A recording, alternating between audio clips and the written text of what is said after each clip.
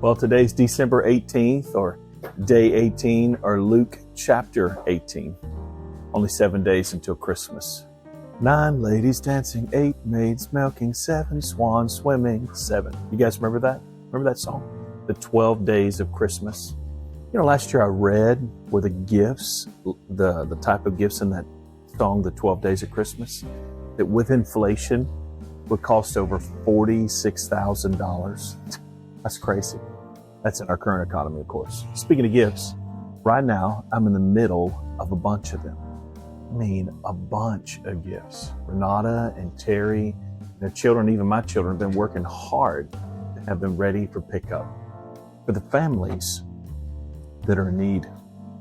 If you've seen any of the videos in this series, you know exactly where I'm at and what this place is and what to explain it.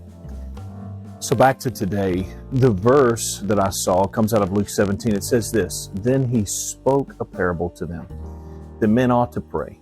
I love that. We ought to pray and not lose heart. Don't give up. Saying that there was in a certain city a judge who didn't fear God nor regard man. It's Luke chapter 18, verse 1 and 2. Here's my thought about that. So a judge. Don't you find it interesting that even through our judicial system, judges make things happen? And even though they've moved for over many decades to restrict prayer as much as possible, and just a side note, I'm thankful for some of the God-fearing, Constitution-loving new justices we have on our Supreme Court. I'm praying for them. But Jesus uses a parable here with a judge. It actually makes me think of a courtroom. He does it to teach us about prayer. He's always teaching us. You know, since 2020, I've had discussions with Renata about levels and settings and patterns and places of prayer. We discuss them when we see these things about prayer in Scripture. One of them is mentioning the courts of heaven.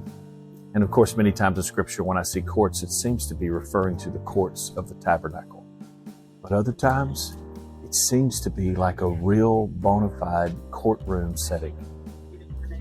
I'm not really for sure. But here's the point.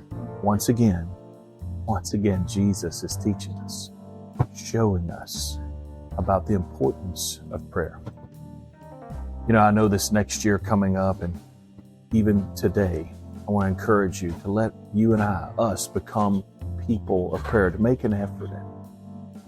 It seems that many churches, communities of believers, groups of people, more than in recent past, are setting aside the first part of their year to fast, to pray together. For some a week, many for 21 days, and I've heard even others for 40 days. Consider looking for a group that's doing that, or even doing it at your church together. Maybe you started. You know, I and the church that I'm attending currently have been doing it alongside a place called Church of the Highlands for years. They make it real easy. We just show up and we press play and we join in. I'll leave a link in the description below for more info about that. You know, in Matthew chapter 6, Jesus instructs us to fast, to pray, and to give. I wonder what doing all three together would be like. We could just find out. I'll see you guys in Luke chapter 19.